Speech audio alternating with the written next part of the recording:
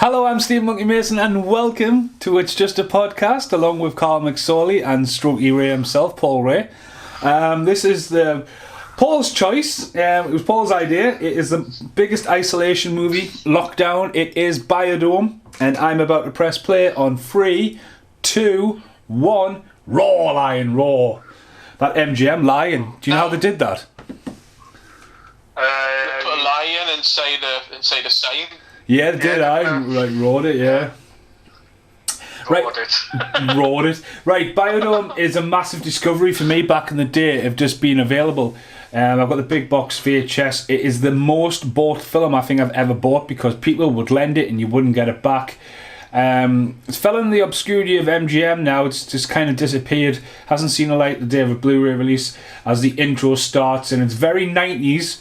Movies like Airheads and stuff were doing this kind of mini music video in it. It's got some really interesting graphics in the start of this. Yeah, I gotta say, I think even when I saw this for the first time, going back, well, gotta be a minute ago now. It's been a while, but I never really loved it. It was weird because I love Airheads and I love that type of humour, but it just for some reason. This one just didn't sit well. I mean, maybe now with a more mature mind, I could probably see the charm of it, but this was always one that I struggled with. This is. I What mean, about this you, is. Paul? Yeah, I was going to say, Paul's still there. He's gone. I'm here. I'm just, I'm listening. Firstly, I can't remember when I suggested this. Must be like 5 years ago. I can't remember when. But for me, it was on VHS. It was straight to video, I think. And obviously, it was during the 90s period where everything was all list and secular, isn't it? Well, it's the same. It's like Freaked. It's like a very arty-farty intro. Gets you into the gear though. They've made really good effort. I mean, at the end of the day, a film starts and just has a black background. This is just, you don't know what's coming next. But I mean, I've got this on big box VHS. I also bought the soundtrack in New Zealand. So we've got a worldwide release. It also happens to be almost like the end of the Pauly Shore era and also the end of Stephen Baldwin, to be honest with you. Stephen Baldwin was massive in the 90s, and yes, Usual Suspects followed this about the same time. But both of them just seem to fall off the radar after this movie. Well, I don't know if it was, but didn't Baldwin find God? I know he has now. I just don't know how long ago it was between this and when he did. But he's proper religious now, isn't he? So I think he's kind of living a clean life. Well, his daughter's married to Justin Bieber. He did that classic Fever Rock Vegas. Come on, how? Oh, yeah, he's just that. He's Jesus, I forgot about that. Don't forget about that, Right, now the Biodome has appeared in so many movies. It's in a Corey Feldman movie called Stormtrooper, and I'm going to leave it to you two to discover this, because I'm convinced the Biodome appears in Bill and Ted's Bogus Journey as well. What scene? It's the facility. I think it's something to do with one of the institutes at the start. You mean in the future? Possibly, yeah, in the future, yeah. It's just the facility when you see it. It's being used in loads of films, that shot. Bio Team 5. And it's Kelly Minogue. Well, the strange thing about Kylie Minogue, right? On the VHS, it's Pauly Shore, Stephen Baldwin, William Atherton, and then on the DVD, it's Pauly Shore, William Baldwin, William Atherton, and Joey Adams gets his name added later on. Neither of them acknowledges Kylie Minogue. You know what I mean? I think it was more of a favour role, kind of, because she would obviously her music in the 90s was still quite steady. Aye, but not in America, I don't think. I mean, don't get us wrong, she's the pop queen of UK and Australia, but she didn't really have big hits in America. I mean, she tried Street Fighter this same year, and then she sort of went back to music after that, didn't you? Yeah. I love Pauly Shore, so all over the place. Free the mind. See, this is where I feel it might have fallen apart for me, because with Pauly Shore, it's a weird one, right? Because he does have a very particular style. Now, the comparisons I'll make is that I always feel with Paulie Shaw, he's got that Jim Carrey kind of reputation, whereas most people, if you ask, like, oh, Jim Carrey, they'll either love him or hate him. But I think with Carrey, he did such a good job of proving later on that he can actually act really well as well. Like, he can take a role serious and can do something quite drama. Whereas Paulie Shaw never did that. I think that's why in my head I always stick back to, like, he's like one-dimensional. He's like that one goofy, over-the-top character. He hadn't really like tested his metal as good as he could. But then again, maybe that's just not his role. I love 90s dressed ladies these days. Look how cool they're dressed. I mean, you would never see that in Newcastle, would you? No. The way the girls are dressed. Was she? It's a big market. Well, she's oh, that must be Joey. Is that Joey Adams? Joey Adams. I wonder how you referred to him as a he earlier. Sorry. Like, Yeah, I'm sure Joey Adams is like. Chasing Amy, innit? all that. Well, Yeah, Chasing Amy and Big Daddy as well, isn't she? Yeah, she's Big Daddy as well. A very cute girl. There's a couple of flaws here. If you keep an eye on William Baldwin's head, his dreadlocks keep appearing, then unappearing for the mark on his forehead after trying to free the Mahi. she's very, very cute, like, isn't she? And very liberal. I mean, not even wearing a bra. Got a quirky But voice. he's fine. Is that friend? Is that not the last from Mallrats as well, who ended up like recording everyone's sex activity? No, I think she's a younger one, isn't she? I don't know. She looks familiar. I don't know who she is. Free the Mahi. I think they could have done a little mini series of these. You might have got a sequel out of this of just them two characters because they are goofy. But Paulie Shaw made a movie called Paulie Shaw is Dead, and he utilises all his connections, and the cast listing for that movie is absolutely fucking mental. Like, there's so many people in it, and one of the people not in it, Stephen Baldwin. Alright, well, again, that could just be lifestyle change, innit? Because I mean, I don't know if I watched it or whether I just saw a clip of it, but I remember like people commenting how weird he was when he went to Celebrity Big Brother. So I think everyone like. Oh yeah, I forgot he was in that, wasn't he? Private. I think he's so private now that when you sign up to get Stephen Baldwin on your TV show, I think people were like, expecting one thing and then got a completely different thing altogether.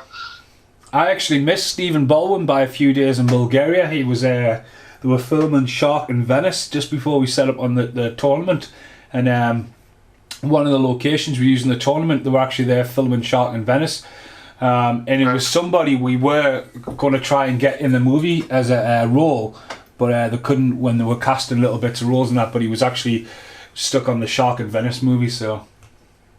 Right. Toenails. And No. I mean, to be fair though, when you think of, oh god, I know I've seen way too many videos of that mess.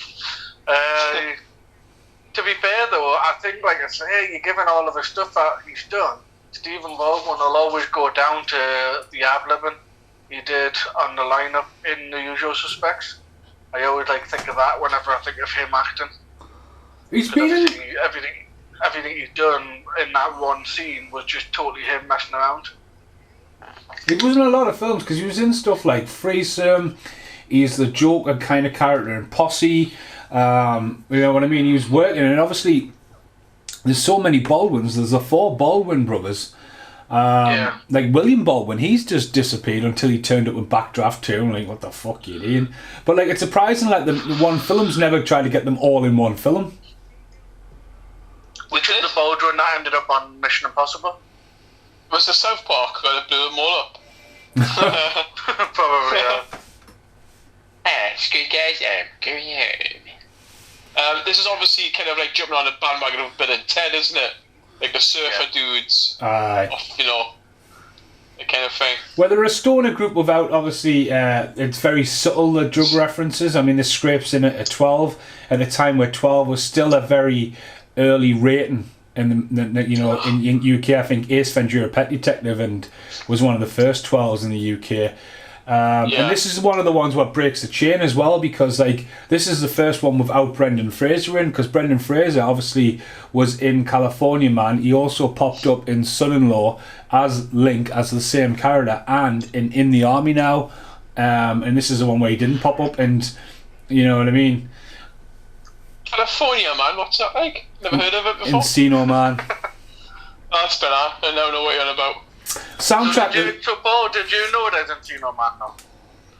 I think I can't remember now, like, but it's all those things that always, like, it always gets confusing, isn't it? Like the titles. But to be fair though, like, for years and years, I'm talking like I only heard of it as Encino Man for the first time. Probably, I was saying about 10 years ago. When I first watched it, to me it was always California Man. No, because I think I bought it from the States, Region 1, and it was Encino Man. That's when I was buying all American films before it came out here, and that's what I know it. But just weird that the way they changed like titles, isn't it? One of the things I've got made, because I did the podcast for California Man, was the fact that Data's in it, and obviously that film Casino Man, when it came out, you know, it's Sean Astin, it's him from the Goonies. And you know what I mean? Yeah. You sort of like Paulie Shaw's in there, and it's a great friendship they've got. And then I was like, oh, that looks like Data. I was like, fuck me, it is Data. And he's not done that much outside of Goonies and Indiana Jones, but that was a bit of a shock. You did I don't know if I mentioned it, Finding O'Hara. It's a new Netflix thing. It is literally, I don't say it as a diss, but it is literally like the modern version of the Goonies. And fucking Data pops up in it, and it's just like, wow, there's a bit of a... There he is. Bit of a weird... Henry Gibson. Oh, Mason, are you ahead again? We're only ahead of You're ahead again. Arizona.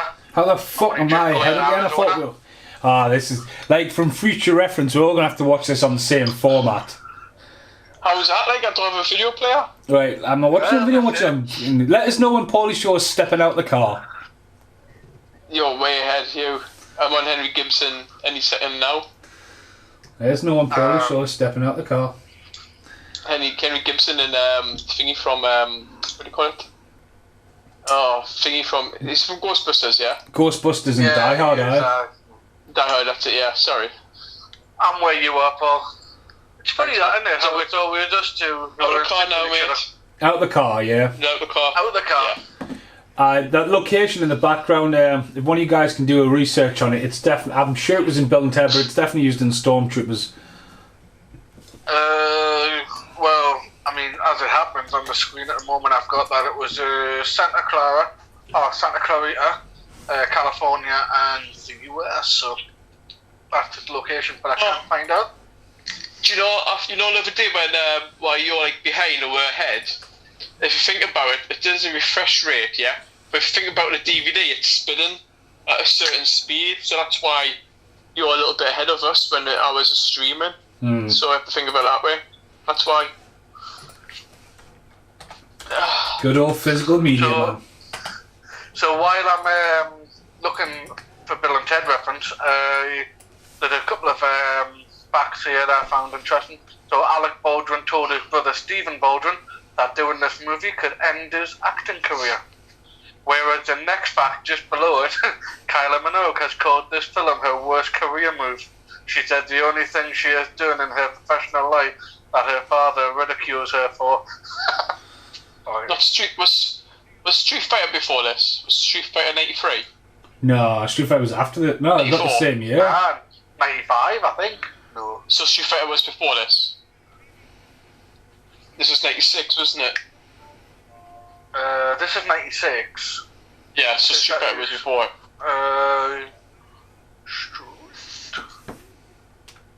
I don't know how you can have a way when people are there. I couldn't have a way there, definitely. It's smoking in a, you know what I mean, the smoking thing. But again, though, there's so much weird shit because when someone's running away, she's going, the grassy knoll, like talking about the JFK assassination. It's just like, where the fuck does that come from? Yeah, Street Fighter was 1994. So can you imagine doing that now? There'll be like assassinated, there'll be guns going off. There'll be guns going off and everything. Sneaking in. It's a ludicrous idea, but it works for the movie. Like, soundtrack's massive as well. It's packed full of bands. Men Without Hats, Fourth Grade Nothing, Wax, who do you Want to Dance as well. Is this the Safety Dance one? Safety Dance Just isn't Safety actually on the soundtrack, but there's a few. But it's in the film, though. Yeah. Wax That's are the why- band that's who why, appear. Yeah. Whoop.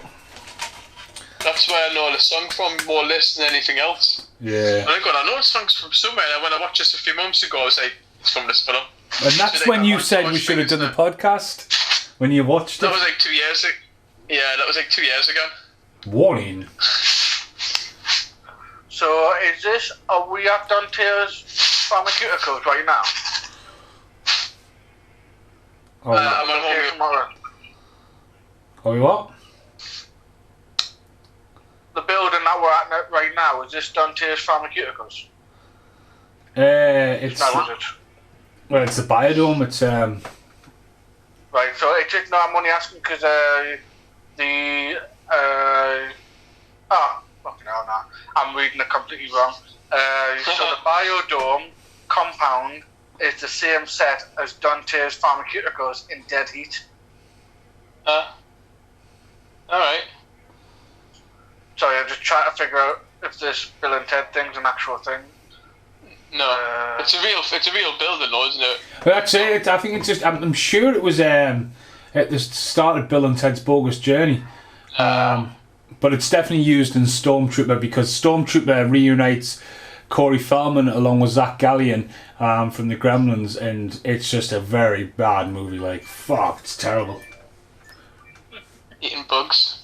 Henry Gibson, obviously, The Burbs, Blues Brothers, and one of my favourites, In a Space. Gremlins 2? I'm going for one of my favourites, In a Space, though. Yeah, it's probably one of my biggest regrets. I missed out on that podcast. I love that film. The actor, the other guy in the dome with the glasses and stuff, the Butterfly Man, he pops up in a lot of stuff as well. I recognise him, but just don't know where.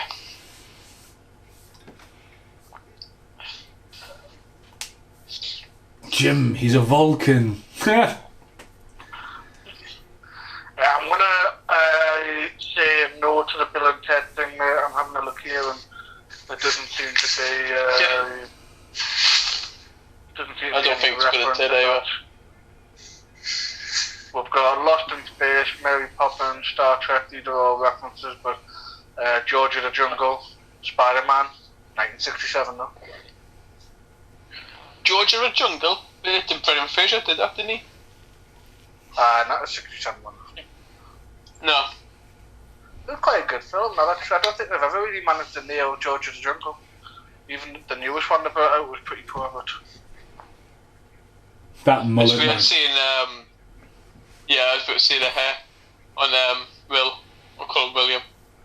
William. Doesn't he get loads of grief? Doesn't he get called loads of names shouted at him when people see him in the street and stuff? Yeah, like Dickless and stuff like that. You're right, this man. Mr. Dick. The question is, would you go for her or Kylie Minogue? We'll get another look at her. After you've got Paulie Shaw strutting. I don't know Yeah. who she is. I'd probably go with her, to be honest with you. I don't know, there's something about Kylie I've never really found that attractive. No, I'll go with Kylie so we can have a little duet. Duet. Have a little duet. Oh, she's aged amazingly, Kylie Minogue. She's absolutely looks stunning. Now, this is the first film that I don't know about you, but I've been a part of that we've done on the podcast where the film itself lost money. So it had a budget of 15 million.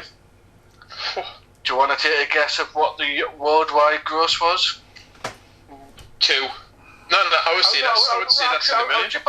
I was gonna say it's not far off. So it didn't lose a ton, but it did lose. 12. 12. What about you, Mason? Oh, 15. she's a bang in the middle. So 13 and a half it made. Right. Cost 15 to do. But I mean, that's budget, so, you know, it's always estimate. But I yeah, think for the film, that was quite a, what's the word, ambitious budget, like. Yeah, it doesn't look like it's a $15 million film, does it? It looks like it was like a $500,000. I think they use a lot of the. I mean, they've used the facility loads. To be honest with you, as well, it's the pairing of these two. Paulie Shaw, you know, again, he was quite a big draw at VHS, but like films like this, maybe it's the concept of the two Coreys being in it, or you know what I mean, other double acts. But again, it's like throw them together and make it work, like a Wayne's World kind of thing. Do you know what I mean? It's. Well, it was working at the time, wasn't it? Like, let's say the comedy duo sort of thing. But these two, to be honest with you, although I do think they do somewhat well together, they're not the best pairing, I don't think. For me personally, anyway. It's Steve Baldwin's just weird. Yeah, Baldwin seems like a weird choice, isn't he? If Baldwin didn't look so cartoonish, because I mean, it doesn't look like a normal person. I buy Paulie Shaw as that character, but Baldwin looks like a man who's been told, like, go and get some dreadlocks and try and look like a surfer dude.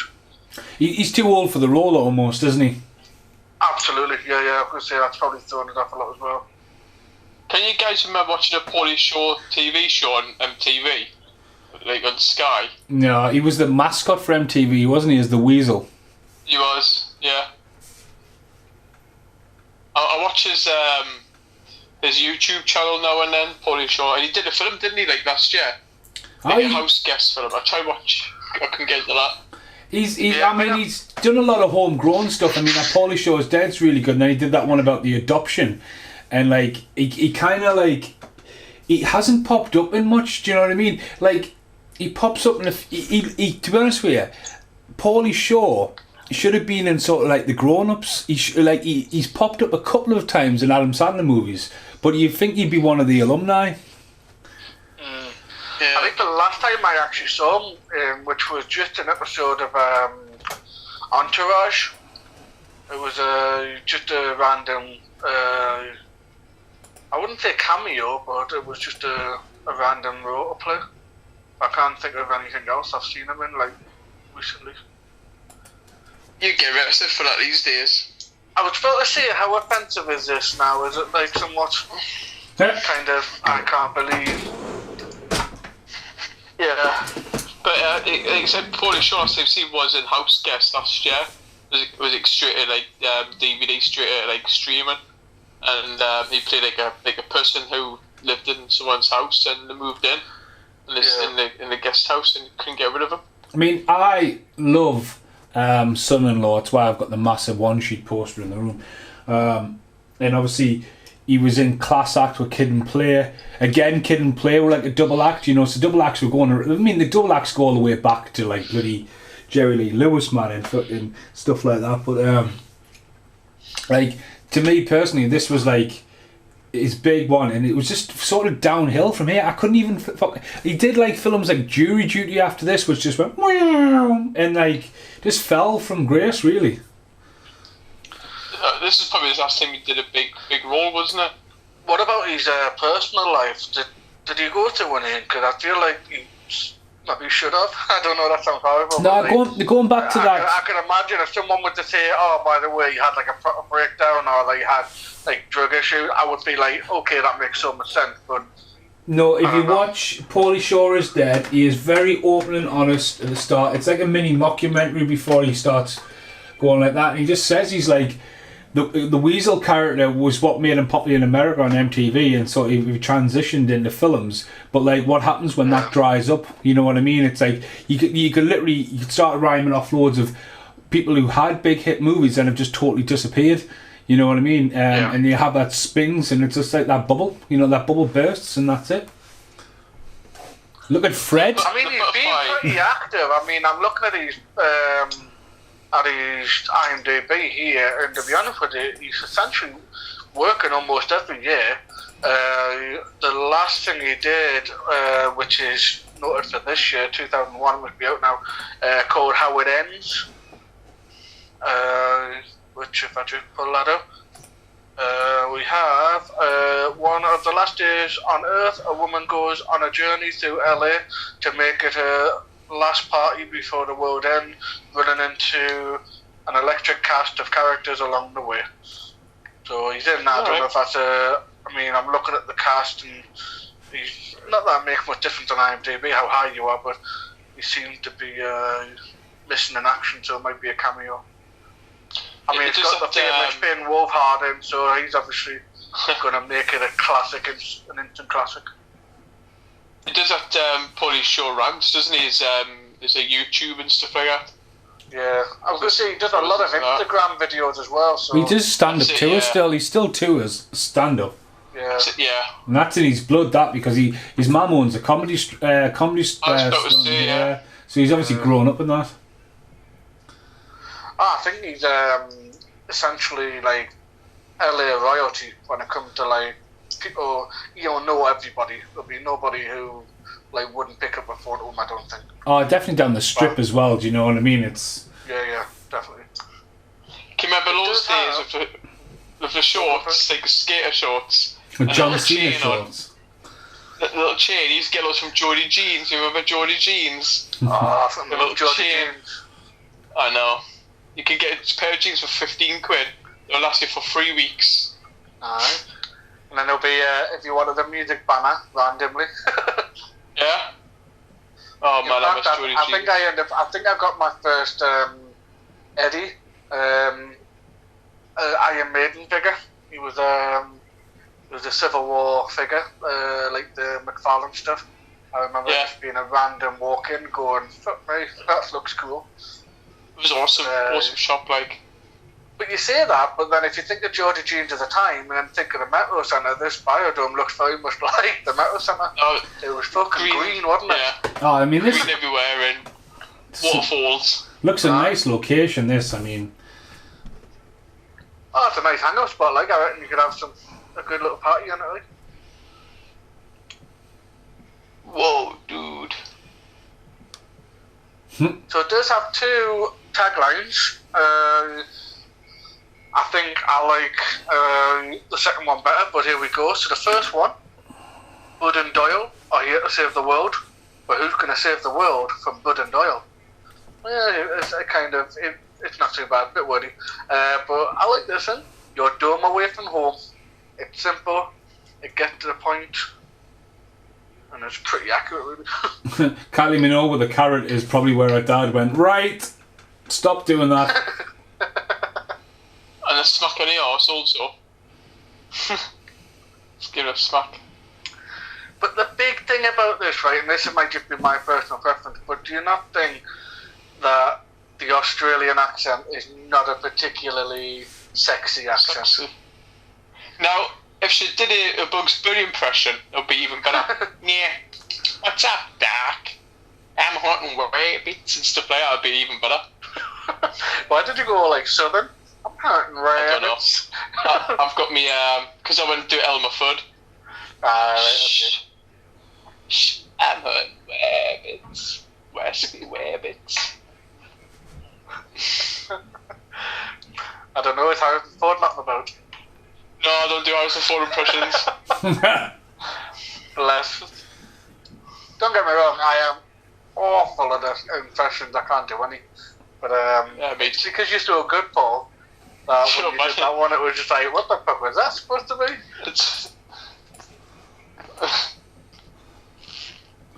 There's nothing worse than walking down a Fulham street going, yes, Herbertses. No, we're going away, Herbertses.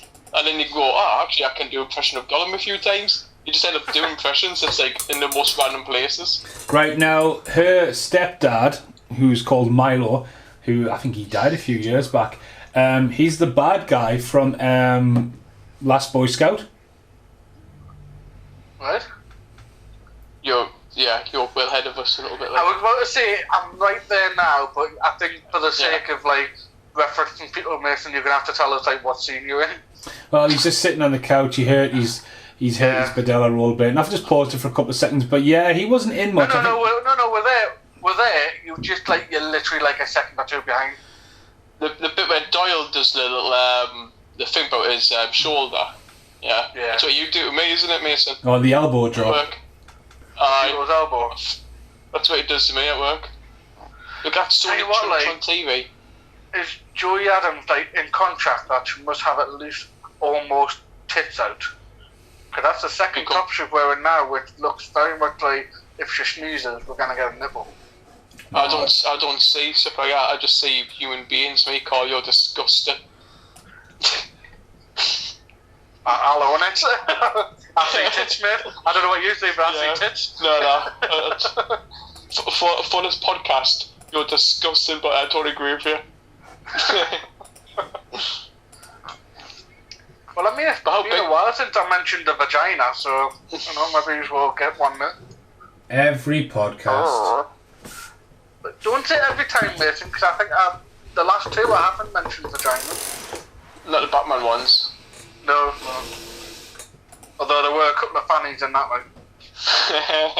Boom, boom. Hey, well, this will be my last podcast for a while. You've been banned, have you? To be honest with you, though, I don't know. Like, I've wear that badge with honour. You know, why don't you do the podcast with Mason anymore? I just kept on mentioning fannies. Mason was offended. He's one of those snowflakes. It even looks like a hot tub behind them. Is it a time machine now? It does actually, now that you mention it.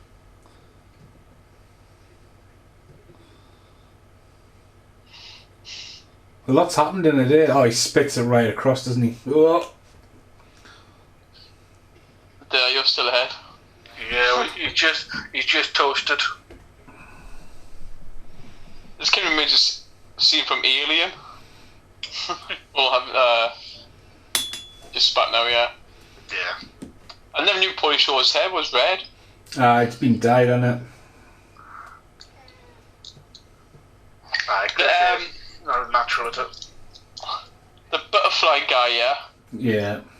Just having a quick look at his IMDb on his filmology, or film, what do you call it? There's only a few. Santa with Muscles, Carolina in the City, Hercules TV show, voice, Timon and Pumbaa voice, Kenan and Kel, Inferno, Sliders. That's where I know him from. No, Sliders. Gone in 60 Seconds. AR. So he does do things. Maybe he just pops up now and then. But nothing I would say he's from this. Yeah.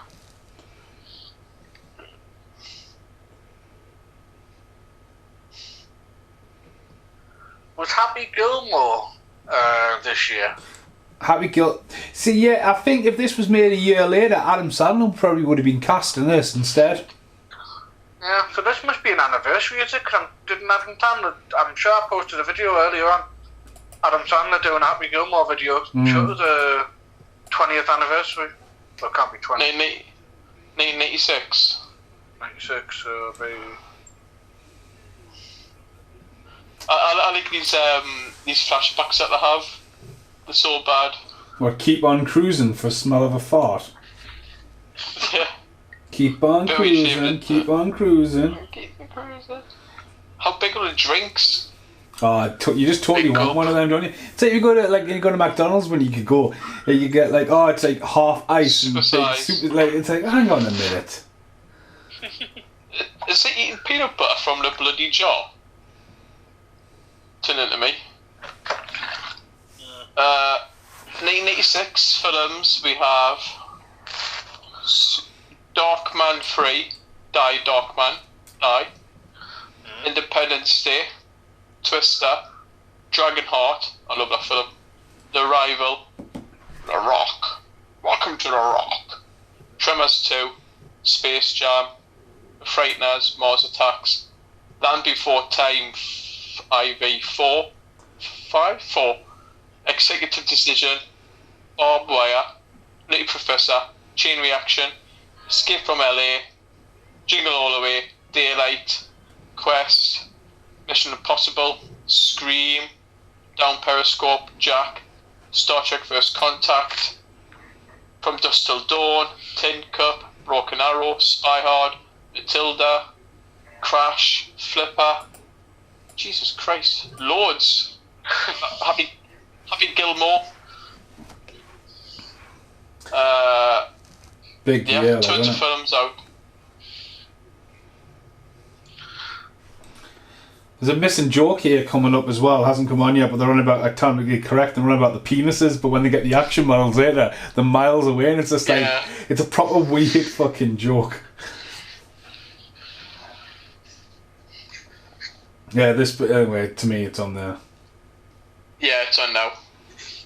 Yeah. We've got the fingers up. Oh, the old days when you used to phone and hear a voice message. That old sham.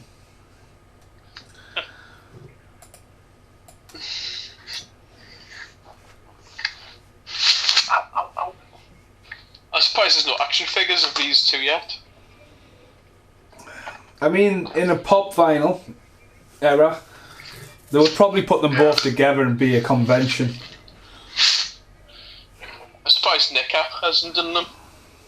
I think a one-off or something. Does Body Short do the comic conventions like Nathan, do you know? Something he would do. He was doing, was it that Zombie Productions last year? Because I looked into it and like, I was going to get me son-in-law poster signed, but it was something like, I don't know, it was like $65 or $80. Then you had to shipping, and then you could get a customs charge, and it had to be there by a certain time and that. And it was just fucking messy. But he's never done a one over here.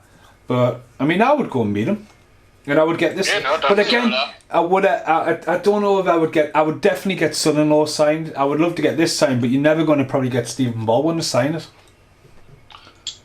I don't know, I reckon Stephen Baldwin, I think he's like detached from what he used to be, but I reckon, I don't know if he would do the comic conventions. I think it would have to be a case of like, you know, if you saw him in the street, I reckon if you asked him in the street, oh, you might sign this, I think he would happily do it. Well, as I said, like I mean, Flintstones. his daughter's married to Justin Bieber.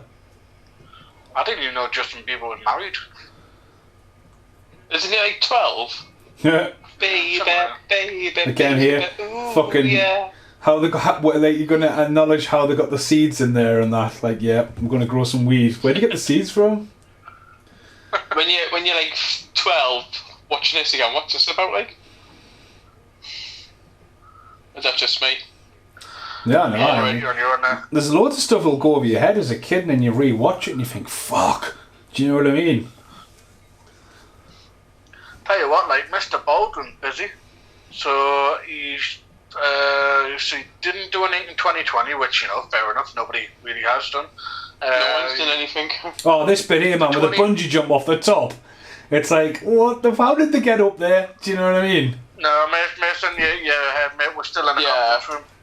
Well, it I'm on it could- now. Look, I mean, it's a great trailer shot, the bungee jump. You know what I mean? But it's fucking, like, again, you talk Well, that's about, it, like, though. how the fuck would you do that? How would you get up there? A crane. Sorry, go ahead, Carl. Sorry. No, you can if you look, Mason. There's ladders. It's gone now, but yeah, there was clearly ladders on the side of the Here comes the Scream Queen.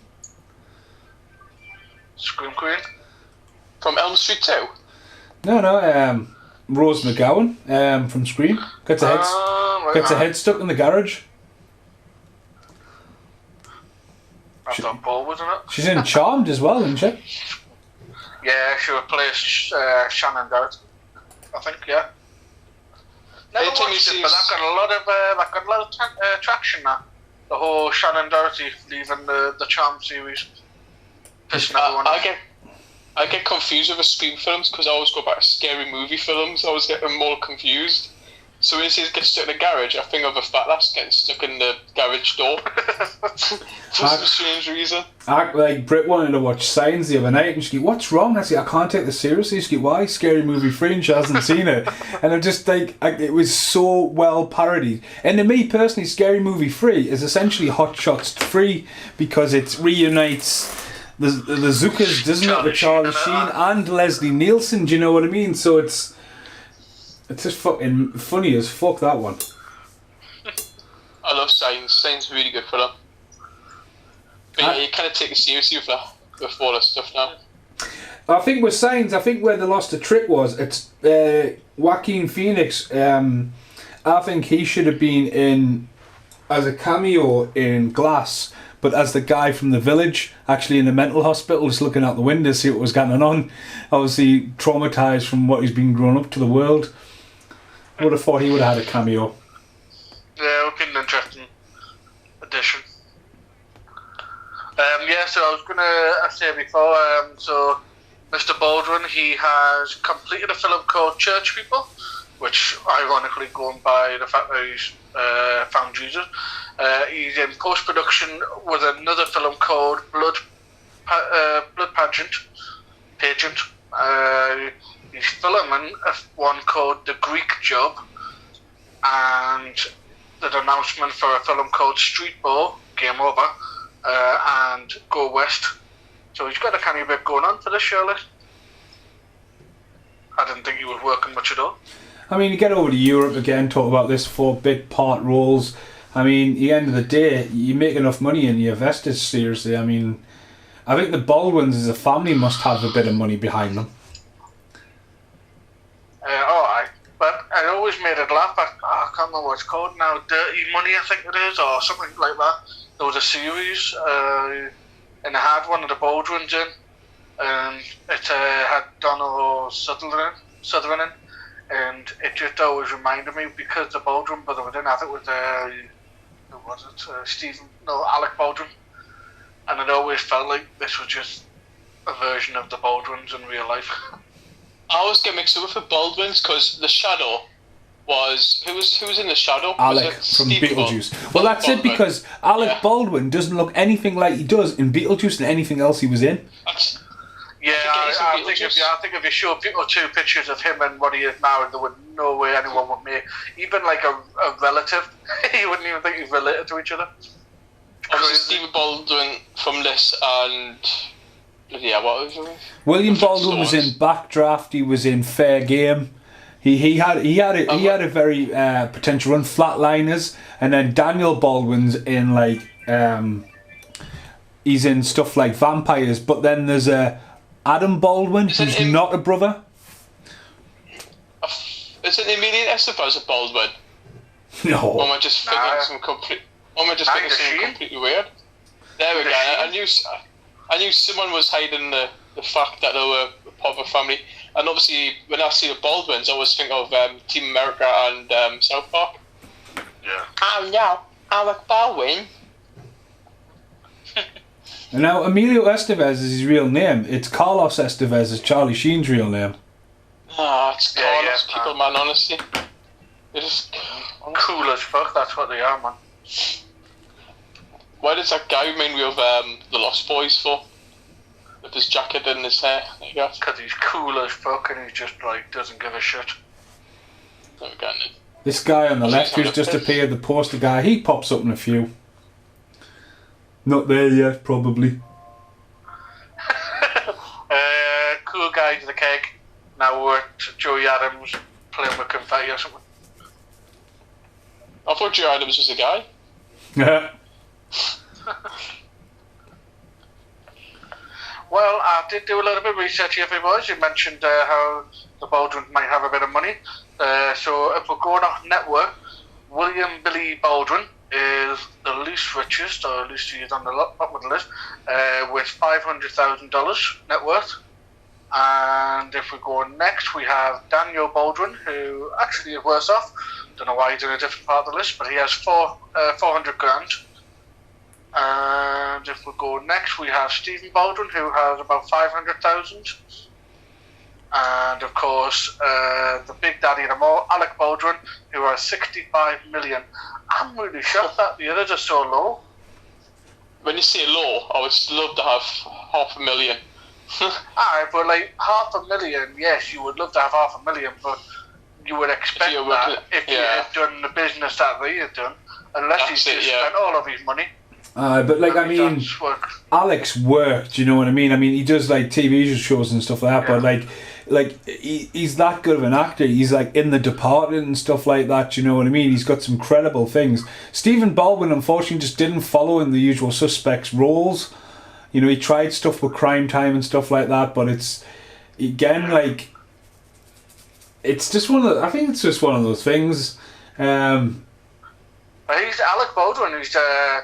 I think it's been a bit of a not random because, like you say, he's a workhorse, but it was a bit of an interesting approach to find him in the Mission Impossible series quite late in because I think it was only like he's not a massive role, but he's been in the last two, so they must be bringing in a bit of a penny.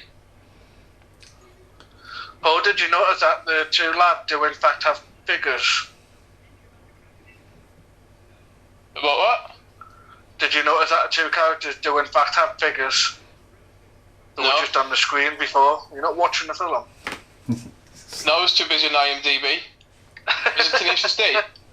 Tenacious D, not No, there's been a scene on there just before. It's them two, but the beat 'em up robots. Oh Fucking yeah. Sorry about it, side swiping. Oof. Transition. yeah. Delete Mason's photographs off my phone. No. I'm IMDb actually at the same time. I've got my headphones on, so the TV's on subtitles. I love it how there's just a bird stuck to the fucking flypaper. Yeah, just put random in it.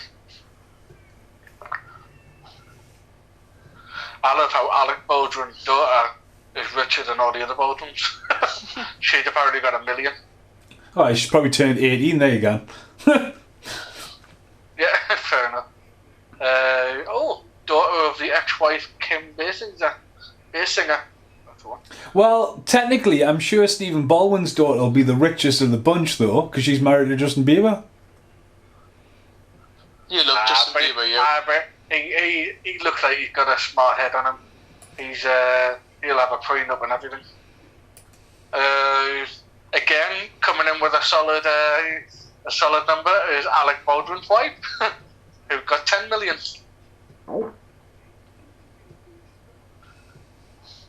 Life in the broom. Funny cupboard. enough, even he must have. Oh man, I can't believe it! I finally got to the bottom of the list, and of a list of the richest Baldwins, fucking Justin Bieber's on it.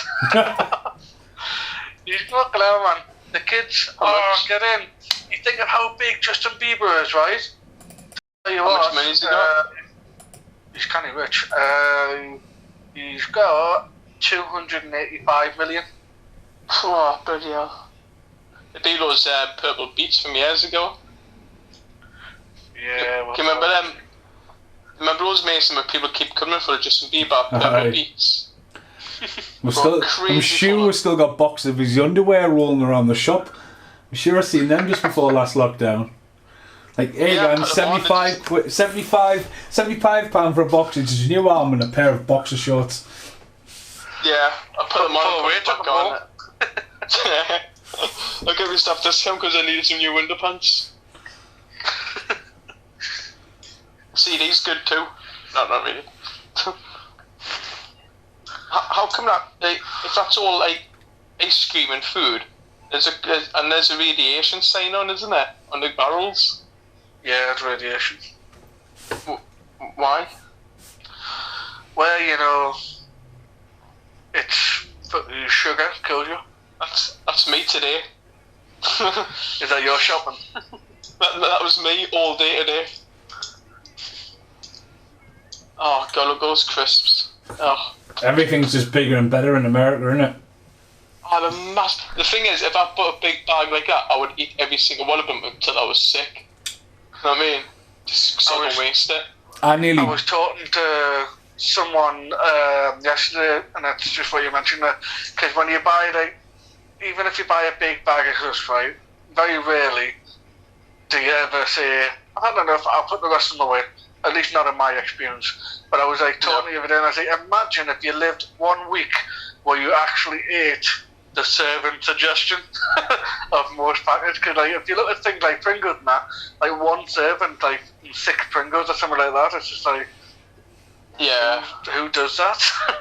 If I have a bar of crisps, it's gone. I have to eat all of it until I'm so full.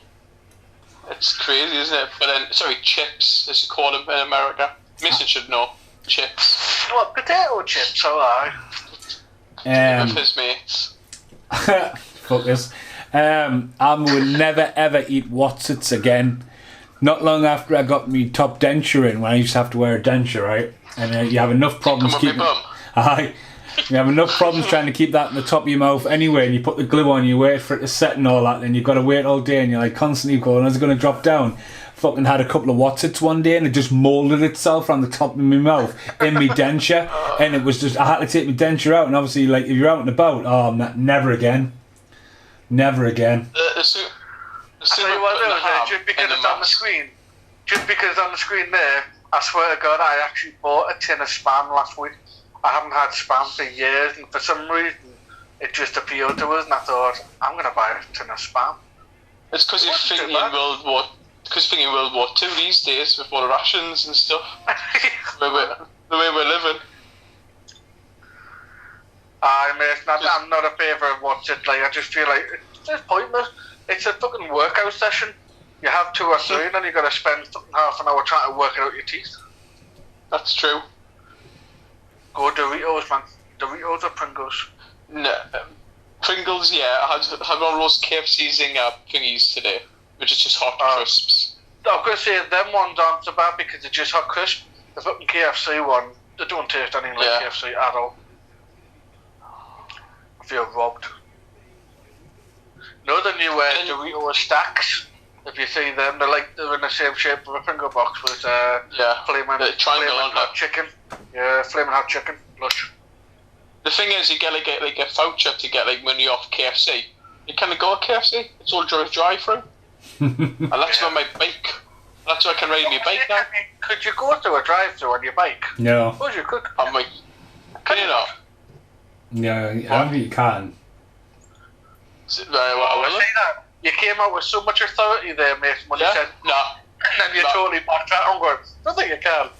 Well, have you not seen CKY when Brandon goes around in his wheelchair and you'll have to come to you can't order, and he's going, why not? I've got wheels. He's going, nah, you've got to come in. He's going, I'm disabled. It's just like nah. I don't know if I give a wheelchair like a bit of a weird one. Now that's no moon. It's a sun. After a deleted scene of Star Wars. Yeah. And then so the film, let's go back to the actual film then, because the film, it's got an alright pace to it. I would say I'm still not like fallen like anywhere near in love with. I might have possibly thought I could have, given the time lapse of when I've last saw it. But it does have a decent pace on it. It's never a dull moment. Oh mate, you weren't hardly going to fucking want to do it. I mean, I think we've tried a couple of times to get Biodome on the go. Then you were like, nah. No, that's why I said I'm still not loving it as much as I thought I might have. Cause come on, there was social media bullying on you. Like, that's what I'm going to do. Anyone want to do a podcast? Yeah. Which one? Biodome. Anyone want to do something else? No. Hang on a minute. No. We've been doing planned podcasts. I think this is our first one since Batman and Robin, isn't it? Yeah. So like, it'll be Paul or your choice next. Do you know what I mean? And like, I'll get down or whatever. But Paul Ray will think of some quadrology or something, and we'll end up being stuck on that for ages. Apparently it was. Well, 5 years ago. You'll say you'll say it is for say it is. So when he, but that's my idea. That no. I reckon we should do what do you call it again, man? That's right, Waterworld. We're doing that at Mason's house, aren't we? Entire lockdown 2. It'd be the 4th one, huh? We're doing like a video one, aren't we? Like an anniversary or like a special edition for like a treat for people. Well, that's it. Paul Ray comes over here, and then we'll have the aftermath if he has a takeaway and has the shits the next day. Oh no, I can't go. Can you imagine when we finish it? Who's going to get the toilet first? Are we pissing all the time? I can't wait to get one of me foldy doors, man. You can't even, like, if I'm sitting on the toilet, Brit can't get in because the door opens and it just touches the toilet seat just. So if you're sitting on the toilet, you're not coming in. And because you've said that, I now need a wee, so...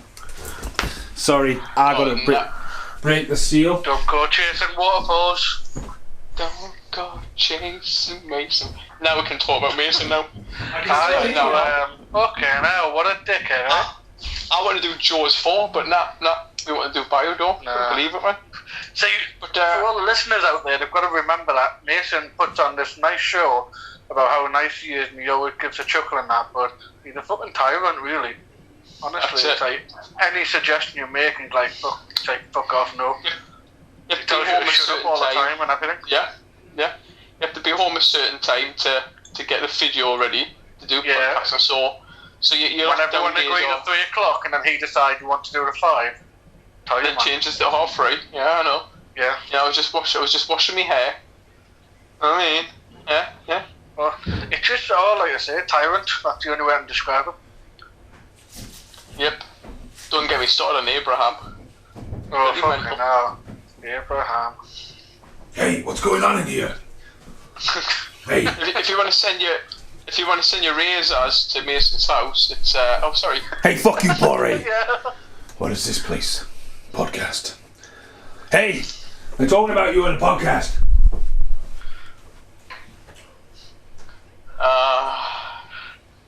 Mental health. Stick around if you want here, bro. It's like you'd be better than Mason, to be fair. You want to take a shot? Yeah, I've just fucking heard that. Better than me. He's just telling us that. You're talking about us. What are you up to? He's a liar. Don't believe a word. They're talking to the guy in the car. Stepdad. He's called Milo. For flyer. Oh, the flyer for the Tenacious D gig. Yeah. Because I found a key. There was a key inside the window, so I got out. As you do. Yeah. Can you guys remember well payphones? Payphone, don't I? Yeah. I was walking through town yesterday, and there was a payphone, and someone was actually using it. I couldn't believe it. Did he look like Superman by any chance? I don't know. Too British been around, was he? Yeah. Do you think people still like creep outside phone boxes or still got one outside the house? Because a lot of them are gone these days and just ring it to see if anyone answers. Hello, I'm watching you. There is one still in Stanley, of course there is.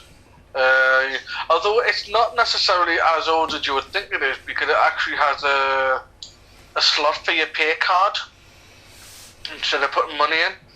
You could have like your BT pay card where you get just oh my god. You just topped it up. It was ridiculous. I've never known anyone who used it. Jesus Christ. But I did have a friend who like put a bullshitter. He was like, "Come on, I've got this." Yeah. He goes, "Now I've got this number. It's an American number. Your mate gave us it." Bless him.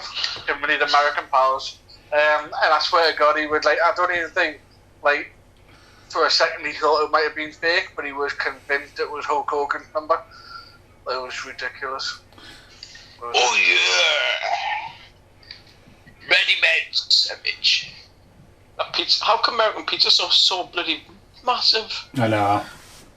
Well, because they have slices, don't they? Like whereas we have pizzas.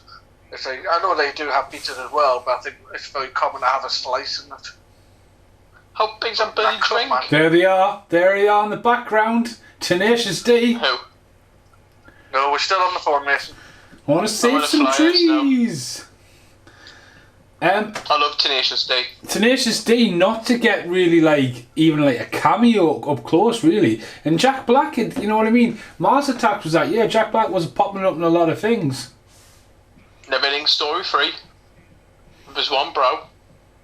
Yeah. The Tenacious D aren't even on my screen yet, Mason. You're like an hour ahead. I was going to say, they're on mine now. I can just see them in the background. No, they've got a big nice up close shot here. Kyle's got hair. Sometimes you don't have to. What? Sometimes you got to squeeze. Sometimes you gotta say please. I'm gonna you gently. Sorry, I'm just singing some Tenacious D songs. But I had a couple of swear words. Did you? I can tell. Yeah. The If you want to support Mr. Paul Ray, you'll find all of his music on iTunes. He's got 4 or 5 albums at the moment, so definitely go and show your support there. Kermit Frog. Subscribe. I mean, Yeah, Kermit Frog sings Michael Jackson songs. that building, I think if someone was playing the bands and all that, the echo across that building, like, why the fuck would you not hear that sooner? Yeah. Is that what your computer does when you upload your podcast? All hell is breaking loose. So what it says. It is, it's all the editing I have to do on you. It's just like, oh, Strokey Ray's at it again. Snorky. Now, the band playing is a band called Wax, who I've never been able to track down one of their albums, but I quite like the music. Do You Want to Dance? I'm sure that is actually a cover, but I love it. He is just snapped here, just completely just wrecks this guy. You in the lake. They've got a fucking bounty castle in the background and that. Well, did you see the Yeah, pig you have to have a proper party.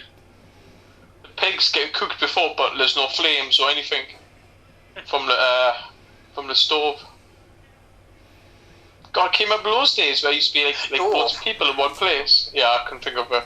Remember those days when you can be do a can? It's just like, what's that? It's meant to be a can, but 2 meters apart. Remember those days where you can actually hold someone's hand, or you know what I mean, or just get a cuddle. To be honest with you, mate, I never had any of them before lockdown, so... Oh, they'll change that when we're allowed to talk. Talk. Yeah. June the 21st, when we're allowed to legally be legal. Talk. I love it how they got parked right outside. Do you know what I mean? That many people, you think there'd be need parking left. Listen, I'm not finding anything on a band called... Oh, there we go. I was about to say Wax. I was going to say, don't make me tell you to shut up, Carl. I've got the soundtrack right in my hand. Yeah, Carl. Now, if I think right, they actually have 2 songs on the album. Yeah, they do. He's a whore. And... Let's have a look. Do You Want to You're Dance? Intelligent. And Do You Want to Dance? So 3 songs actually. Because I'm a fan. Well, it's only 2 songs on the soundtrack. Well, obviously it's a bootleg then, isn't it? Fucking Matt Riddle's just turned up on the right there, the wannabe boyfriend.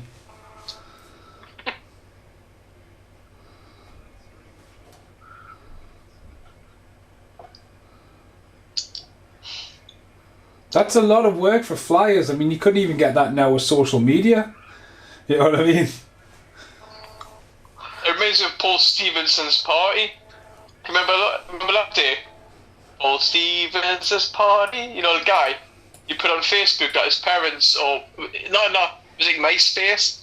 His parents were going out for the night, so his house got trashed, and it was in the papers. Yeah, I remember seeing a news article about that. Yeah. Yeah, I can remember that. Paul Stevenson's party. Can you only remember him because he's one of your old managers? When they're being interviewed. Sorry, I can hear what? Yeah, he thought he was like Jack and Lad, didn't he? And apparently he's still grounded. Of course I'll have a... yeah. Well, He's like 42 34 now. he's like 42 and he's still grounded. I think I remember him being interviewed. He was like, well, what are you going to do? You get an empty house? You have a house party, obviously. Like, do you have any regret? Not at all. It was like MySpace. Oh god, that was so much better than Facebook. MySpace. You could actually have your own like videos playing and stuff. Music and yeah. Does Lonely Tree have a MySpace, Mason? I don't have MySpace anymore, no. I thought Lonely Tree might have had one. I haven't signed in Didn't them. Justin Bieber buy it? What? Lonely Just- Trees? No, MySpace. No, Justin Timberlake. Someone bought it. I don't know. It's still a thing. Oh, it still I works. think so. I mean, don't get us wrong, I was on there the other day because, like, MySpace video uploader was a couple of me really old videos of edits. But if you hadn't signed into MySpace in the last 3 years, all your videos and stuff were wiped. I was going to say, I think I would probably never be able to remember my sign-in details, but Lord knows what I'd find in there. Justin Bieber sold it for 35 million. Sold it or bought it? Sold it. He bought it, then sold it. Interesting. See, MySpace, I mean, it'd be interesting if they did a movie about it, a bit like The Social Network, do you know what I mean, and stuff like that, but it was good for bands and all that, but the problem with MySpace is you could be anybody, do you know what I mean? Facebook's like, you know, that's who you are, there's no, like, hiding. It's like if you go on YouTube and, like, you can get a comment and you go, like, hashtag 642.dish, and, like, they're like, fuck you, all that, you know what I mean? Like, alright. I don't know, like, I'm definitely getting a couple of friend requests of people who I'm pretty confident they weren't who they said they were. I mean, Muhammad Ali was one of them, and I mean, don't get me wrong, she had big tits and everything, but I just had a funny feeling it probably wasn't him. Now, Friends Reunited is where it's at. Friends Reunited. Why does the guy for glasses who works for Thingamajig look like Jim Royal, doesn't he? In the background for glasses on. Little bit. From Royal Family. Met him. A year and a bit Oh, ago, I think. Nice bloke. Him and Ralph Little. I've been watching loads of 2 Pints at the moment. To be honest with you, it's frustrating because I can't seem to find, like, the name it is episode 1, but I can't seem to find episode 2. It's Ralph and Will having a pint or something like that on YouTube. And it's just basically them two sitting there in what looks very much like the pub that they had in the show and just talking about random stuff. There's loads of videos, but it's like, doesn't seem to be like episodic. If you go on Spotify, the audio's on Spotify. All of the episodes are on Spotify, but it's only stuck a few. They only stick a few on YouTube. That's why I'd be watching them for. Right. It's a big area, that, like, I bet that gets quite a lot of film work, that. Looks like Arizona. There'll be another facility built and then never capitalised on what it was, you know what I mean? Yeah. Yeah. Feels like I live in a biodome sometimes, stuck in this bloody house. Aye. But then again, it could be worse. You could be on your own. Sometimes I wish I was. Oh, mate. I have Mason. Then have Mason saying he's ready at 3 o'clock and changes it at 5 and goes back to 3. Well, I was getting impersonated, wasn't I? That's the best impersonation. That's much better than any of my impersonations are.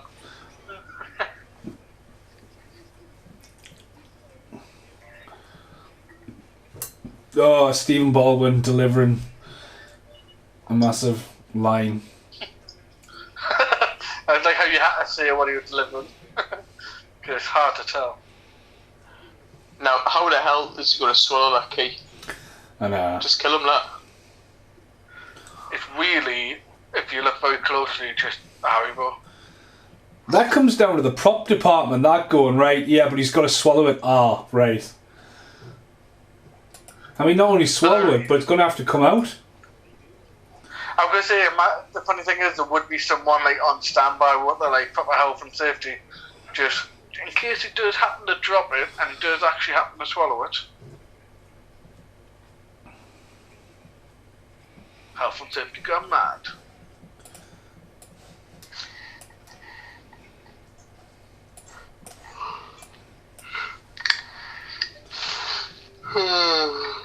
Yeah. It's a short movie, though, isn't it? It's only on for 1 hour, Hour and a half, 31. innit? Yeah. Yeah, something like that. It needed to be, though. I feel like it's very much, I mean, I feel like it should start to be droning in now. And we've still got a little bit to go. Still got about something like 25 minutes or so. So Yeah. I feel like the time went pretty okay. been a bit longer, I would have been too much. It's when Walter Peck goes crazy, isn't he? What is that news? Funny that you mentioned the grassy knoll joke there, because that's actually a parody of the JFK. Yeah, the grassy knoll, the clown dead. It's just... It kind of reminds you of like Robocop advert, doesn't it? You'd go like a TV of Robocop. Yeah. It just shows you people getting murdered and stuff. Uncensored news. Yeah.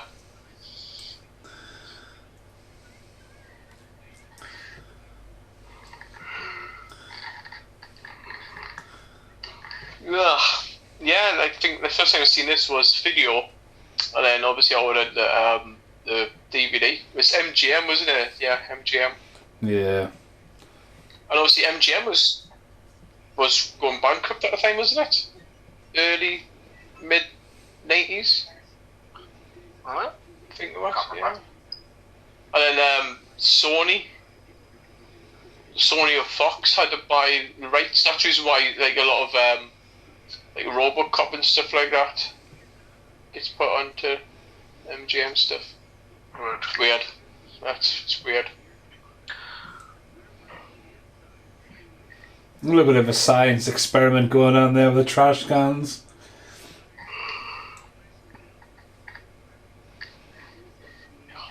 Imagine the cleanup of that though after a party like that. Fucking hell, man. Imagine making air filters out of cigarettes, man. No. Jesus Christ.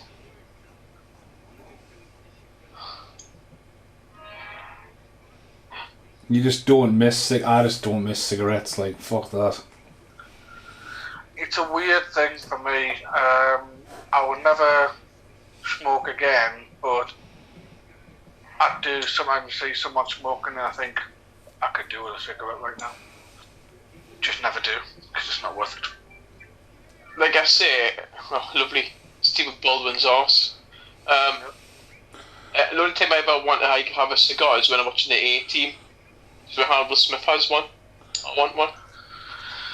I'm going to say I do like a nice cigar, like, I mean I haven't had one for years, but when I used to smoke, that would every now and again I'd bring a couple of Hamlets out when I would go out drinking. It would always be a nice little treat.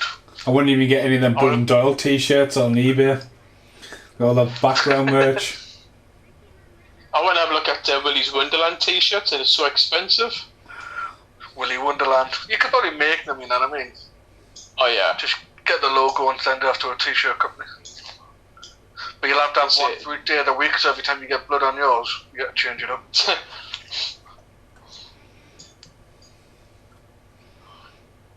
They reuse a lot of the sets throughout this, you know what I mean? So, like, they keep coming back and using sets we've seen quite before. Yeah. Well, essentially, they're in a desert, aren't they, really? So that's all they can do, I suppose, if they want to keep the cost down, but still, 15 million. It doesn't feel like it doesn't feel like a $50 million film, does it? I'm not quite sure where the money's being spent, like, but let's say 200,000 for Polish show. Flat. 200 grand. I think it could probably be more like 150, you know. Yeah. You don't think so? Baldwin maybe 40. Oh yeah, totally agree with you. They probably would have got equal salaries, them two. It's sometimes the only way you can do it. There's some fucking... would have got more. Now this song here is the dancing. Where the fuck does the dwarf come from? This is the reason why. This is how I know it's on. Of you, mate. Yeah. I love the music to it. Like, it's fucking class. Like I said, I'm now going. I know a song from so where do I know it from? It's one of the songs you hear all the time. You know, like forgotten hits of the 80s and stuff like that. And I'm going, where's that from? And when I watched this a few months ago, I was just like, there it is. It's from this film. Yeah. Homeostasis is 48%. Get on, dudes. There's a dwarf dressed as a fucking... What is going on, man? That's fucking mental. It's participate in the film. But they're not just from really far away. No, not it's just a fucking definitely a regular small. person. Definitely a small man. Yeah. Little person, please. It's 2021, Mason. I'm all walk. Oh yeah, don't be the end of accurate. Mr. Potato Head today.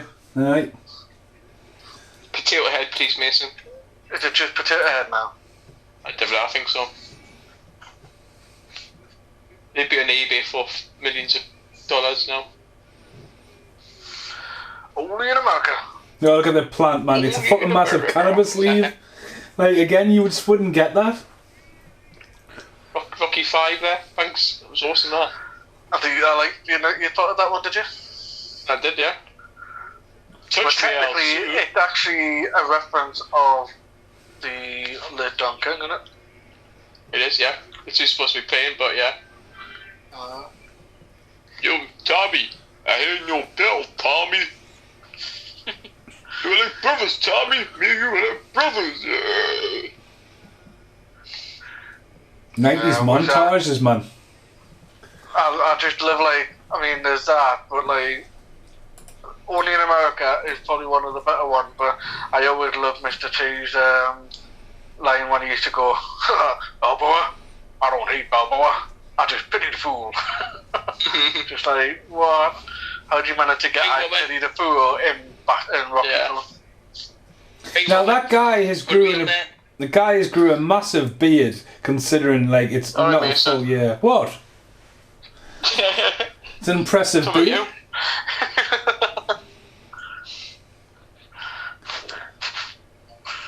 You still got yours? My beard, yeah. Yeah, alright. Are you going to make a video when you finally cut it off? I'm not cutting it off. I keep having nightmares. I wouldn't want to try and grow this again. It only took 3 lockdowns. Yeah, true. It's been exactly a year. Discuss. I've got about maybe an inch and a bit on mine, and I'll be honest with you, it's got to be maintained. I don't grow my cheeks out very well. Hang on, I've got my ruler right here. I'll measure how long it is. And then you beard after that. I was still talking about beards. My beard is 6 inches long. That's big, isn't it? According to people. Isn't 2 inches big also? Anyway. Can be. In the dark. I'm talking about those candles, by the way. I'm With talking little about people. candles on the TV. Yeah. Yeah, of course. Poor parrots got killed. Oh, I might grow my beard actually. Just something different. Mate, if you grow a beard, you look like a fucking earbud. Yeah, bud. Huh? I've got a lovely bunch of coca bombs. Dun-dun-dun-dun. Ha! I know that Paul reference. Show's got a private jet. Shut up, man. Apparently he's got a mansion, he's got a car collection, and private jets. He's doing alright, isn't he? Well, apparently his net worth as of 2021 is 20 million. So he must No be doing way. something right. Aye. If Timmy Henry was complaining that he's not getting work properly and stuff, and that's he's getting forgotten about Hollywood. Well, I mean, that's still the case, isn't it, really? So, But he's I still don't know, touring. actually, He's I don't still. like his- They're still doing Yeah, all yeah. the tours and stuff in America and stuff like that. You think they would at least keep them state locked down and all that? Yeah, that's the only thing that's kind of bugged it about this whole scenario. That obviously, it's one thing to say. Obviously, we're doing our best to try and maintain as much as we can to get over this pandemic, but you're still seeing a tremendous amount of photographs of people working on sets for films, and that's just come on, Hollywood. You can't say that you're doing your best to try and keep it down, then saying, but we're still gonna do our filming because we're still gonna make our money. Apparently there's- cinemas open. Apparently their cinemas open in March time, end of March I think. That's what I'm hearing. USA cinemas. Oh, USA. I was gonna say ours. No, not ours. Be April at the earliest for us, is it? I know. Yeah, April 12th, huh? yeah. I said in America I'd take March. But then nothing in Right. America. Americans just haven't got on top of their game yet. Well, I think they've, I don't know how, but like, they have been like kind of doing it, because obviously I know there's been a lot of cinemas being shut lately in America, especially in like LA and places like that, but at the same time, it's still very much, the country's still functioning as much as they can. So going back, like on YouTube, and you wouldn't think there was anything going on. going back to the movie, the fact that they found out that he's still there, and like the thing is, they could have searched for him. It's not like, you know what I mean. It's just like they could have searched and easily found him. You know, there's not many places you can fucking hide. They're not the cleverest of people, are they? But the science are. I don't know. Even they look a bit dopey, like.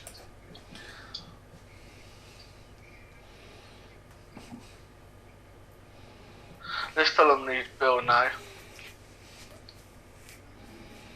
The science guy. I was waiting for it, but yes, He looks like that lass who used to work at our shop, Paul, Vicky O. That's what he looks like. William Allen looks like her dad.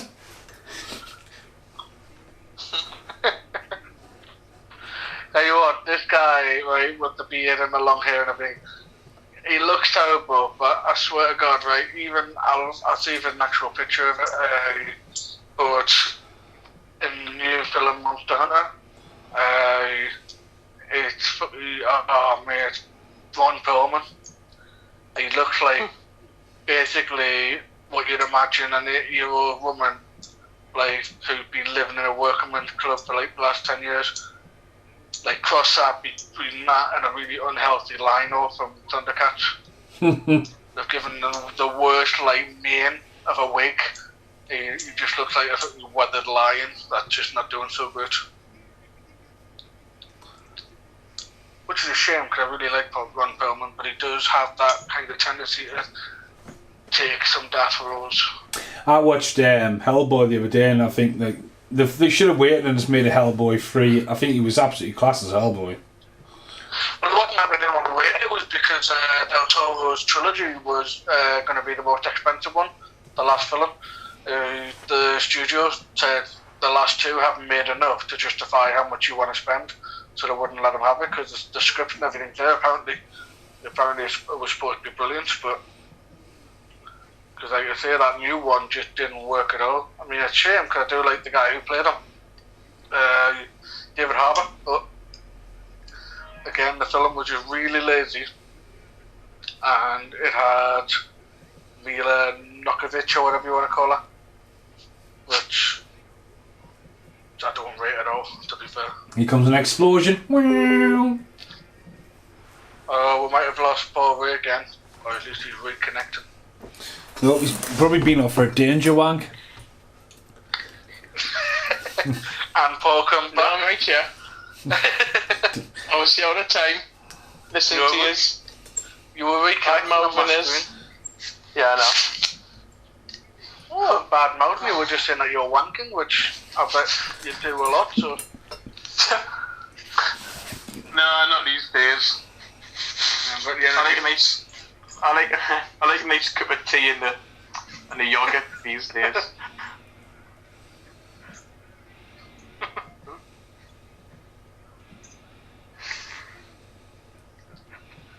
So like an hour and a half film, it drags on a little bit now and then, like. But it's what I mean, like when I mentioned it earlier, I said it felt like it should have been done down. Yeah. And then we're still on. I think that was an hour. I think I clocked it about an hour and 9 minutes. I feel like that, like maybe the hour and 15 would have been a perfect time for this. There's a lot of time passed in the story as well, you know what I mean? They've all got different uniforms and all that kind of stuff. Because it's supposed to be, yeah? Yeah. Isn't it? Yeah. Rock, paper, scissors. Not tremors.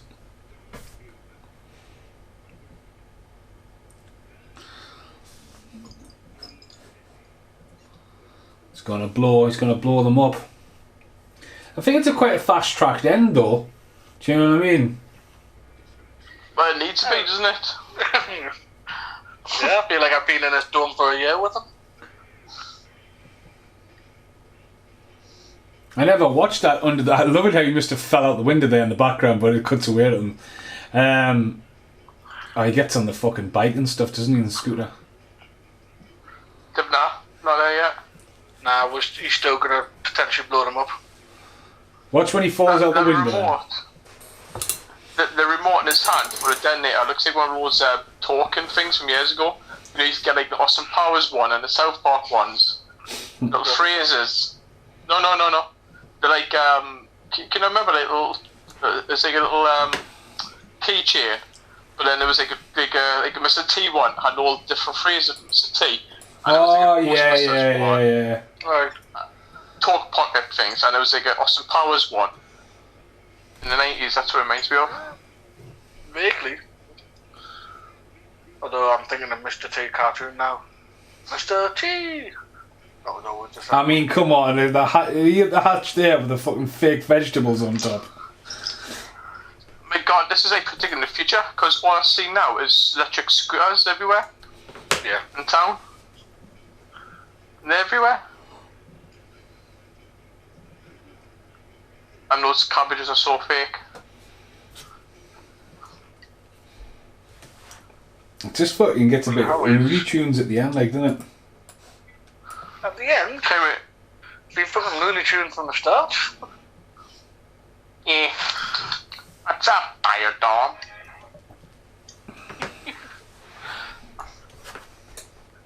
So I've had out my photo of that Bugs Bunny. Meep. There we go, Roadrunner. Have them in. Poor cow. And now they might as well just have the dwarf there to capitalise and drop them down here. Oh yeah, I got locked in at the party, but nope. Little person, Mason. Right, okay, 2021. little person, sorry. This would not work though, the whole... You know there when he uses the bungee string to fucking send them across the wall, when it's clearly not poorly shot and a really bad stuntable with a wig. Yeah. Are you there yet? With really bad wig, I just noticed that.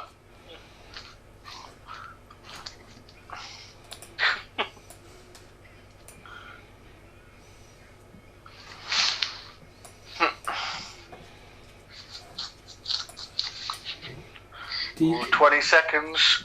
Oh no. Oh, and he has to do the whole throw. Assume the position. 3,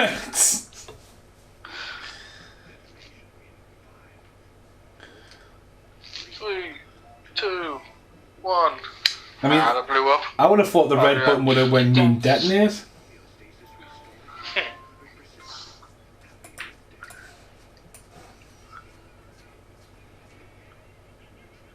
Yay!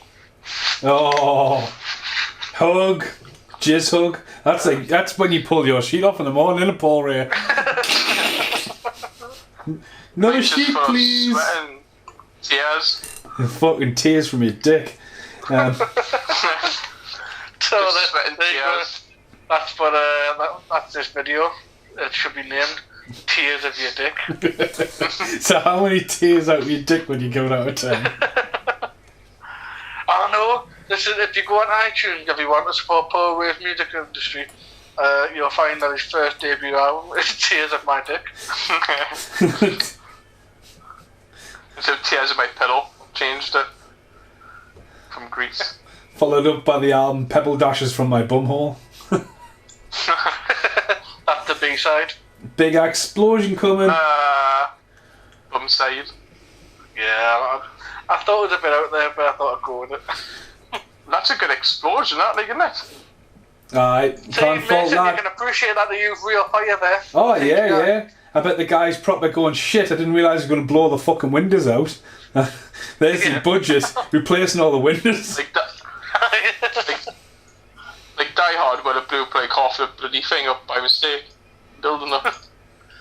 I can just imagine that now, though, like, this whole film actually cost $1 million, and they'll be like, this is going to make about 13 million, it's going to be brilliant, and on the last day of shooting, they blew all the windows out. It's like, shit. It'd be CGI, wouldn't it, these days? Be a Oh, really bad app. No, they probably wouldn't even done the explosion, they would have just wrote it out the script, saved money that way, that's what things do now. Nah, they would have just downloaded the app to do it, man. Massive explosions, stuff on, and just film it like Expendables 3, with the fake helicopters.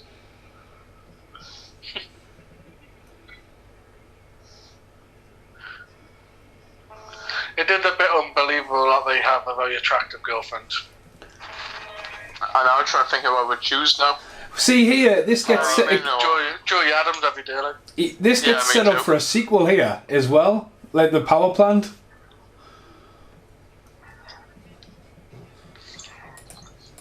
Oh, I mean, I would imagine that, given the style of film and that, there was always the potential idea. Hopefully, if it's successful, we'll get another one out of it. Well, like I said, Bill and Ted had the bogus journey, didn't it?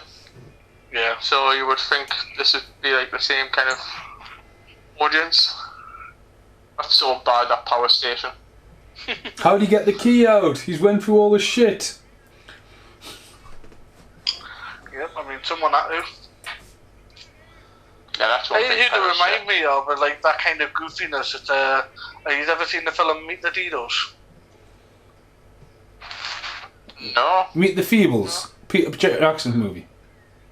Meet the Didos. I think it's the Didos.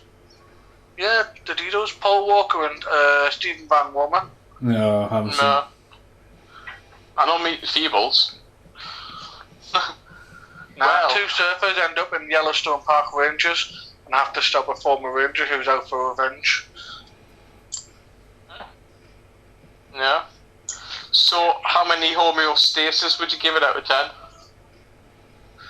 Well, for me, it's gonna be low. Like it's exactly what I remembered. The thing is, what's it set out to do? It's supposed to be a comedy. I didn't laugh. It is a family film, so I do get the win for that a little bit. But for a family film, a lot of sex references and a lot of drug references. So I don't really think it is classed as a family film. No, it's more of a stoner comedy, isn't it? Really, it's a stoner comedy without the stoners. You know what I mean? I think yeah, they went for the 15. I think they might have found a bit more of a following then. Absolutely. I think they did what they wanted to do, but at the same time, I don't know if they knew what sort of film they wanted. I could imagine there being like a lot of ad-libbing from them too. Just like saying, oh, well, this is how the scene's going to go out, but just go with it, see what you can do with it. I felt that way. So I think I'm going to have to give it it's going to be a 2 for me, I'm afraid. What? Two homeostasises. Yeah, I mean, what is the going for it? I mean, the music's okay, I'll give it a couple of points for that. But as far as the story goes, I don't know, it just felt like had it been about half an hour shorter. What, an hour long? Invested. Yeah, for the story, come on, mate. Are you telling me, as someone who edits a lot, someone who does videos, you're telling me to make that film smoother, you couldn't cut out at least half an hour of that film? Aye, but then you haven't got a film. Like, if anything... You have. Yeah, but the film's not an hour long. It is, it's called a short film.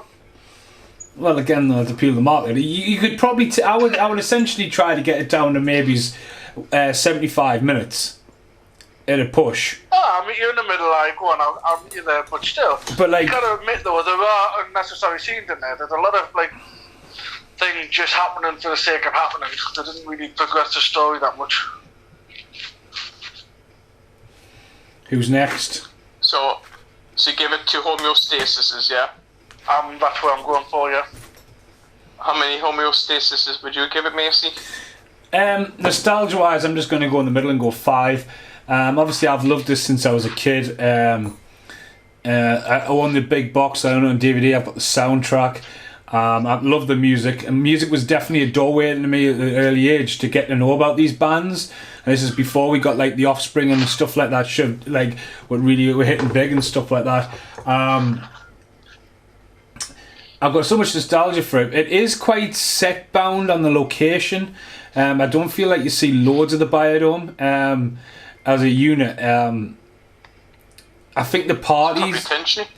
Yeah, I mean, again, I'll agree with Carl. There's not much like comedy in it that isn't like Paulie Shore trying to be funny and stuff like that. Yeah. It's got a massive cast. Do you know what I mean? So it was going in the right direction. I personally would have probably cast somebody different than... To be honest with you, the way... I mean, guys, hear me out on here, right? The way Stephen Baldwin looks, I mean, we talked about he just looks a little bit too old. Was Stephen Baldwin's character originally meant to be Brendan Fraser? And again, we talked about Brendan Fraser being in Encino Man, and then he returns as Link in Son-in-Law. Then he appears in the army. Could this be like maybe it's Brendan Fraser was the outline for that character? Would have made a lot more sense. You know what I mean? Would have made a lot more sense. And their chemistry would have made all the difference. I would have said that having someone like Baldwin just didn't really bounce for me. But I mean, each their own. But if I had Brendan Fraser in that role, I could see it being slightly different. Yeah, I mean, again, that's just what I'm getting off the vibe. Just the dreadlocks and stuff like that, like Link had in the character Link. So that's maybe a go-to on that. As I say, like, I'm always going to watch it and always have, like, fun memories of it when I watched it, or elements, and you can always spot something there. I love how Tenacious D's hidden in there. It's like, you know what I mean? So, yeah, just a 5. As I say, I do think it just should be a little bit shorter, but... Just more nostalgia rating for me, really. But it's funny because Tenacious D didn't really hit anything until the first album, wasn't it? And that was like early 2000, was it 2004, something like that? But the thing and is, this was 1986. But the thing is about Tenacious D. Have you seen the Masterworks DVD they did? Oh yeah, the TV show. So they had a TV show, and that's where all the songs, and then they had the TV show. Then they did the album. Do you know what I mean? And like the TV show is essentially the movie. The movie's a remake of the TV show, just absolutely drilled with fucking steroids, basically. I love the movie. Yeah, but it's just weird, like, isn't it? But so how many would you give it? 5? Yeah. 5 homeostasis. 5 homeostasis. For me, you wish it was. I'll give it 4 homeostasis. As a teenager, I loved it, enjoyed it, but watching it now as an old man, it's alright, but it does drag on a little bit. I love Pauly Shore, but again, like I said, just a weird choice having Stephen Baldwin, really, isn't it? I mean, but, you say that. It's alright. Yeah, you say that, but I just wanted to double check, and I'm kind of right. Brendan Fraser wasn't doing anything nothing massive, nothing to pass up. This, in 1996, he was an uncredited role in something called Kids in the Hall, Brain Candy. They did a film called Mrs. Winterbourne, and they did a film called The Twilight of Golds. That was all in 96, so if it'd been something like The Mummy, I know it came later, but if it'd been The Mummy, I can imagine them saying, oh no, I'm going to take this much better opportunity here. None of them really strike me as roles to say, oh, I'm not going to work with me pals, so I don't know, maybe he's missed opportunity. I'm right thinking though, you know what I mean? You could essentially look at that and go, yeah, that would be Brendan Fraser. Yeah. But Brendan Fraser like has done a lot of dark roles. He's done like Passion of Darkly Noon and stuff like that. Like he like, if you look at him in The Mummy, he's great at being like the old kind of what is it, like 1940s 1950s kind of actor in a modern era of how you deliver and act. Do you know what I mean? Especially, I mean, it suits The Mummy, but then a lot of people take it away going, well, he can't really act, and you go, well, look at George of the Jungle, and then you go, right, but then look at Doobly Doo, right, and you go, right, I can see where you're going with that conversation. Monkey Born. Huh? Monkey Born, he did Monkey Born, he did Blast from the Past, he did Furry Vengeance, and now see loads of people jumped on him for like his weight, but then if you look at his acting in Looney Tunes Back in Action, do you know what I mean? He's just got to be cast right, but I think as the character Link, from to being in Encino Man and then from to reprise that role as just cameos, but to be credited as Link, as in from Son-in-Law to In the Army now, and this would be the next movie Pauly Shore would do. You kind of think, well, was this meant to be made for? I mean, I couldn't see Sean Astin doing it, but like I could see Sean Astin maybe being one of the scientists. Do you know what I mean? Yeah, I could see a cameo. Yeah. Well, he could have been one of the. I think he found himself a really good role in Doom Patrol. I never saw all of it, but he plays kind of man robot kind of thing, where he did all the voice for it and everything. But he's really good in that. Like, definitely for like the fact that he's a bit older now. He's not doing the action films that he was doing. And to be fair,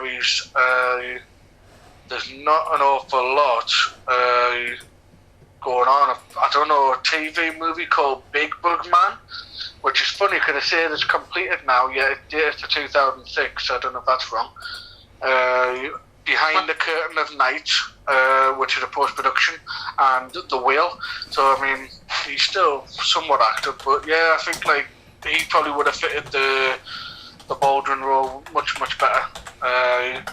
Who knows, there might have been a falling out, or they might have just not connected on that film or whatever. Well, it's like looking at Adam Sandler and his alumni. You look back at Adam Sandler meeting Steve Buscemi in Airheads, and then you got the Chris Farleys and stuff like that. But yeah, like I said, I think this come back off. Well, I was just going to say, like, obviously, if you look at that, and like Brendan Fraser never to really appear in an Adam Sandler movie. Do you know what I mean? After that, Yeah. so some people just might just not get on. You know what I mean? Well, listen, there's comedy is like one of those things where it's like, I feel like there's probably, I don't want to say there's bitchiness, but it's because I think, especially in that time frame, like with Paulie Shaw, I'd imagine like a comedy club being like really good for some people, but I can imagine it being like a proper clique. Like, it's like with Adam Sandler, maybe it's just like, I'm only going to work with the SNL buddies. You know, I'm not going to step outside and go and work with someone who's never been an SNL person. And then, because obviously if you look at his backtrack, it's all been SNL, hasn't it? With Sandler and stuff like that. So I can totally imagine it being like more of a clique rather than like, oh, I don't get on with them. I would never ask anyone else to do a role opposed to the people who I normally work with. So yeah, I'll give it 3. Homeostasis is no 3. 3? 4. Okay, so you started 4. I give it 4. Yeah, I give it 4. Yeah. So 2, 4, 5. I think we're still. We are generally in the same area when we do watch these films, so it's like no surprise that for the numbers do vary. Well, this has been... no, because I already knew that I wouldn't like love this film, but yeah, this is done now. Yeah. I'm happy to watch it again, though. Like, that's one of the things that I like about the podcast, is that we do get to watch films that I haven't seen in like years, and ones that I might not have destined to watch again. So it's always fun, regardless if it's a terrible film or not. You know, The Predator, I may have mentioned quite a lot, but at the end of the day, though, I remember that being a really funny video. I remember laughing and enjoying laughing at it rather than with it, but yeah. Well, I think for the next one, it'll be down to one of you to choose whoever jumps in it first. But I do like looking at mid-90s back to the 80s and sharing more nostalgia than anything. And then, again, the more interesting stuff, you know, the podcasts are always relevant. But for now, I've been Steve Monkey Mason. I've been joined alongside Paul Ray and Carl McSorley, and I am aware that Abraham made an appearance before while I'm at the toilet. But yeah, for now, thanks for listening. Goodbye for now. Bye.